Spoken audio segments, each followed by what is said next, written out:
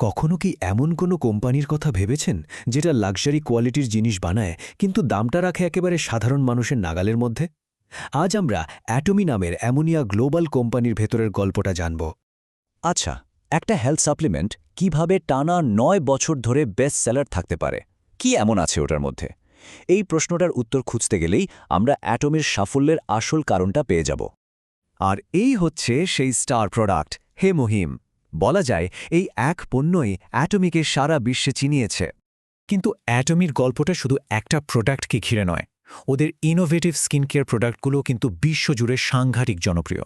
শুধু হেলথ বা বিউটি প্রোডাক্টই না, কফি বা টুথপেস্টের মতো নিত্য প্রয়োজনীয় জিনিসও অ্যাটমি তৈরি করে। মানে আমাদের প্রতিদিনের জীবনে ভালোভাবেই ঢুকে পড়েছে কোম্পানিটা। তো চলুন এবার দেখি দক্ষিণ কোরিয়ার একটা কোম্পানি থেকে অ্যাটমি কিভাবে একটা গ্লোবাল পাওয়ার হাউস হয়ে উঠল। মানে ভাউন একবার, মাত্র ১ দশকের কিছু বেশি সময়ে কোরিয়ার একটা ছোট কোম্পানি থেকে বিশ্বের টপ 10 ডিরেক্ট সেলিং কোম্পানির একটা হয়ে ওঠা, এটা কিন্তু সত্যি অবিশ্বাস্য একটা ব্যাপার। শুধু কথাই তো হবে না, সংখ্যাগুলো দেখুন। ২০২২ সালে ওদের গ্লোবাল সেলস ছিল 2.2 ট্রিলিয়ন ওয়ান। ডলারে হিসাব করলে প্রায় 1.7 বিলিয়ন। এটা থেকেই বোঝা যায় ওদের ফিনান্সিয়াল সাকসেসটা ঠিক কোন পর্যায়ে। আর এই যে এত বড় সেলস, এর পেছনে আছে একটা বিশাল নেটওয়ার্ক। সারা পৃথিবীতে ওদের রেজিস্টার্ড সদস্যের সংখ্যা ১.৫ কোটিরও বেশি। মানে এটা শুধু একটা কোম্পানি না, একটা বিশাল কমিউনিটি। কিন্তু এত যে সাফল্য, এর পেছনের আসল রহস্যটা কি? চলুন ওদের যে ম্যাস্টিজ ফিলসফি আছে সেটা একটু ভালো করে বোঝা যাক। ম্যাস্টিজ শব্দটা আসলে দুটো শব্দ মিলে তৈরি। ম্যাস মানে সাধারণ মানুষ, আর টিজ যেটা এসেছে প্রেস্টিজ থেকে। সোজা কথায় প্রেস্টিজ কোয়ালিটির জিনিস সাধারণ মানুষের কাছে পৌঁছে দেওয়া। ওদের মূল আইডিয়াটা দুটো জিনিসের ওপর দাঁড়িয়ে। এক, অ্যাবসলিউট কোয়ালিটি, মানে এমন কোয়ালিটি দেওয়া যা ওই দামে আর কেউ দিতে পারবে না। আর দুই, অ্যাবসলিউট প্রাইস, মানে ওই অসাধারণ কোয়ালিটির জন্য সবচেয়ে কম দাম রাখা। এই দুটো মিলিয়েই ওদের আসল স্ট্র্যাটেজি। তো এই যে এত সুন্দর একটা ফিলসফি, এটা ওদের প্রোডাক্টগুলোতে কিভাবে কাজে লাগায়, চলুন সেটাই দেখি। আর এই ফিলোসফির সবচেয়ে বড় উদাহরণ যদি কিছু থাকে, সেটা হলো আমাদের সেই স্টার প্রোডাক্ট হিমোহিম। একবার চিন্তা করুন, একটা প্রোডাক্ট টানা ৯ বছর ধরে নিজের ইন্ডাস্ট্রিতে ১ নম্বর। এটা হেমোহিমের কোয়ালিটি আর জনপ্রিয়তার সবচেয়ে বড় প্রমাণ। ২ ট্রিলিয়ন ওয়ানের বেশি বিক্রিত আর এমনি এমনি হয় না, তাই না? আর এটা কাদের জন্য? দেখুন, ক্লান্ত ছাত্রছাত্রী থেকে শুরু করে যারা অফিসে ওভারটাইম করছেন বা যারা স্ট্রেসের মধ্যে আছেন, মোটামুটি সবার জন্যই এটা কাজে দেয়। এর ব্যবহারকারীর লিস্টটাই বলে দেয় এর চাহিদা কতটা।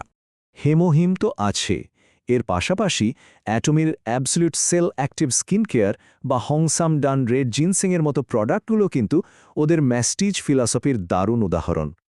আচ্ছা, প্রোডাক্ট তো খুব ভালো বুঝলাম, কিন্তু শুধু ভালো প্রোডাক্ট থাকলেই তো আর একটা কোম্পানি এতটা সফল হয় না। অ্যাটমির সাফল্যের পেছনে একটা শক্তিশালী বিজনেস মডেলও আছে। চলুন এবার সেদিকে একটু নজর দেয়া যাক। অ্যাটমি আসলে একটা ডিরেক্ট সেলিং মডেল ফলো করে। এখানে সদস্যরা নিজেরাই সরাসরি কাস্টমারের কাছে প্রোডাক্ট পৌঁছে দেন। এতে করে একটা খুব স্ট্রং পার্সোনাল কানেকশন তৈরি হয়। অ্যালান, হু একজন রয়্যাল মাস্টার, তার কথাটা শুনুন। আমার শুধু প্রাইমারি স্কুল পর্যন্ত পড়াশোনা, একটা অসাধারণ জীবন পাওয়ার একমাত্র সুযোগ ছিল অ্যাটমি। এই একটা কথাই বুঝিয়ে দেয়, অ্যাটমি শুধু একটা কোম্পানি না, এটা অনেকের কাছে স্বপ্ন সত্যি করার একটা প্ল্যাটফর্ম, যেখানে আপনার ব্যাকগ্রাউন্ড কি সেটা ম্যাটার করে না। ওদের একটা ইন্টারেস্টিং জিনিস আছে, লাইফ সিনারিও নামের একটা বই। এটা আসলে সদস্যদের সাহায্য করে তাদের স্বপ্ন বা লক্ষ্যগুলোকে কুচিয়ে লিখে রাখতে আর সেই অনুযায়ী প্ল্যান করতে। এটা তাদের জন্য একটা পাওয়ারফুল টুল হিসেবে কাজ করে। কিন্তু অ্যাটমের উদ্দেশ্য কি শুধুই ব্যবসা করা, নাকি এর চেয়েও বড় কিছু আছে? ওদের ট্যাগলাইনটাই দেখুন, গ্রাহক সন্তুষ্টিকে ছাড়িয়ে গ্রাহকের সাফল্য। মানে শুধু কাস্টমারকে খুশি করাই ওদের শেষ কথা নয়, কাস্টমার যাতে সফল হয় সেটাও ওরা নিশ্চিত করতে চায়। এই একটা চিন্তাই ওদেরকে বাকিদের থেকে আলাদা করে দেয়। আর ব্যবসার বাইরেও অ্যাটমি কিন্তু সমাজের প্রতি নিজেদের দায়িত্বের কথাও ভাবে। ওদের একটা শেয়ারিং কালচার আছে, যার মূল কথা হল ভালোভাবে বাঁচো, ভালোবাসো, শেখো এবং অবদান রাখো। আর এটা শুধু মুখের কথা নয়, ওদের মোট ডোনেশনের পরিমাণ দেখলেই সেটা বোঝা যায়। তাহলে শেষ প্রশ্নটা এটাই দাঁড়ায় যে বিজনেস মডেলটা তৈরি হয়েছে ব্যক্তিগত সাফল্যের ওপর ভিত্তি করে, সেটা কি সত্যি সবার জন্য, মানে একটা কালেকটিভ গ্রোথের কালচার তৈরি করতে পারে? বেশ ভাবনার বিষয়, তাই না?